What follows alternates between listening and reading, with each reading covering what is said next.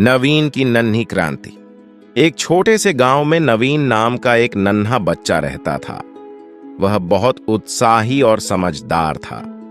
नवीन को अपने देश और गांव से बहुत प्यार था। उसकी दादी अक्सर उसे देश के बारे में कहानियां सुनाती थीं और यह भी समझाती थीं कि एक अच्छे नागरिक के क्या कर्तव्य होते हैं। नवीन ने सोचा, जब मैं बड़ा हो जाऊंगा तो अपने देश और गांव की सेवा करूंगा। एक दिन नवीन ने देखा कि गांव में जगह जगह कूड़ा फैला हुआ है। उसने सोचा कि यह सही नहीं है। उसने अपने दोस्तों सुमित और सिया को बुलाया और कहा, हमें अपने गांव को साफ रखना चाहिए। चलो हम एक सफाई अभियान शुरू करते हैं। सुमित और सिया ने उसकी बात मान ली और तीनों बच्चे मिलकर गांव की सफाई करने लगे। नवीन ने समझाया, हमारा कर्तव्य है कि हम अपने आसपास की जगह को साफ रखें। अगर हम ऐसा नहीं करेंगे तो यह हमारे स्वास्थ्य के लिए हानिकारक होगा। सभी बच्चों ने मिलकर कचरा इकट्ठा किया और उसे सही जगह पर डाल दिया। धीरे धीरे गांव की सड़कों पर साफ सफाई हो गई और लोगों ने उनकी सराहना की।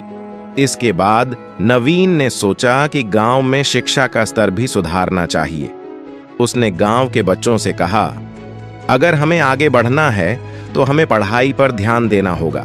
चलो हम मिलकर पढ़ाई करेंगे। उसने एक अध्ययन समूह बनाया जहां सभी बच्चे एक साथ मिलकर पढ़ाई करने लगे। एक दिन गांव में एक समस्या आई जब कई लोग बीमार हो गए। नवीन ने अपने दोस्तों के साथ मिलकर गांव के बड़े लोगों से कहा, हमें सभी बीमार लोगों की मदद करनी चाहिए। हमें एकजुट होकर उनके लिए दवाइयां और खाना लाना चाहिए। गांव के लोग उनके जज्बे को देखकर उनकी मदद के लिए तैयार हो गए। नवीन ने समझा कि अपने अधिकारों के साथ साथ अपने कर्तव्यों का पालन करना भी बहुत जरूरी है।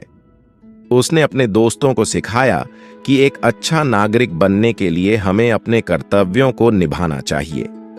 कहानी की सीख। अपने कर्तव्यों को समझना और निभाना हर नागरिक का काम है। स्वच्छता और शिक्षा के प्रति जागरूकता हमारे देश को मजबूत बनाती है।